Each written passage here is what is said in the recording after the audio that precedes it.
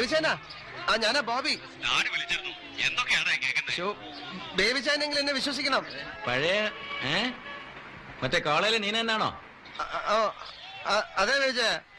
നീ അവളെ കെട്ടാൻ തയ്യാറാണെന്നും ഡാഡിയോട് പറയണമെന്നൊക്കെ നീ എന്നോട് പറഞ്ഞിരുന്നില്ലേ? അവളുടെ ഫോട്ടോ നീ എനിക്ക് അയച്ച ഇപ്പോഴും എന്തേലുണ്ട്.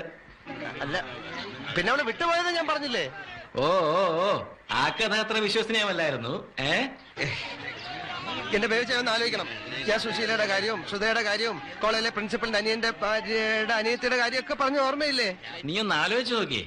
അങ്ങനെ നീനായിട്ട് എപ്പോഴെങ്കിലും ഒരു അബദ്ധം ഉണ്ടായിട്ടുണ്ടോ? ഇല്ല. ബേബിച്ചാനെങ്കിലും എന്നെ ഒന്ന് വിശ്വസിക്കണം. ഇതൊന്ന് തെളിയിക്കാൻ എന്താ വഴി? ഒരു വഴിയുണ്ട്.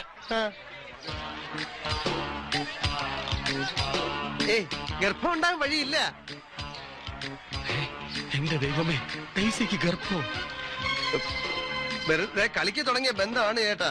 നിനക്ക് കളിച്ച് ഗർഭമുണ്ടാക്കാനാണോടാ എന്റെ ഭാര്യ? അവളുടെ കാര്യം നോക്കണ്ട, നമുക്ക് നമ്മുടെ മാനം രക്ഷിച്ചാ മതി. അപ്പൊ എനിക്ക് മാനമില്ലടാ ദുഷ്ട. എന്തായാലും കുഴപ്പമായി. ഇനി എനിക്ക് എങ്ങനെയെങ്കിലും ഇതിൽ നിന്ന് ഊരിയാ മതി. ഇതിൽ നിന്ന് നീ എങ്ങനെ വേഗം ഊരാന്ന് വിചാരിക്കണ്ട. നിന്നെ ഊരിക്കത്തില്ലടാ തെണ്ടി. നീ ഊരുന്നൊന്ന് കാണട്ടാ. ഇങ്ങനെ ടെസ്റ്റ് നടത്തി അറിയാല്ലേ? ഒരാൾക്കും അറിയില്ല. ഡെയ്സിക്ക് മാത്രമേ അറിയൂ. അവൾ എന്റെ അടുത്തുണ്ട്. ഇല്ലില്ല, അവൾ ആരോടും പറയില്ല. നമുക്ക് വിശ്വസിക്കാം. ഇങ്ങനെ ഒരു അബദ്ധത്തിൽ ചെന്ന് ചാടുമെന്ന് വിചാരിച്ചില്ല. ശരി, ഞാൻ വെക്കട്ടെ. ഇത്രയും വെച്ചത് പോരാടാ, ഇനിയും വെക്കണോ?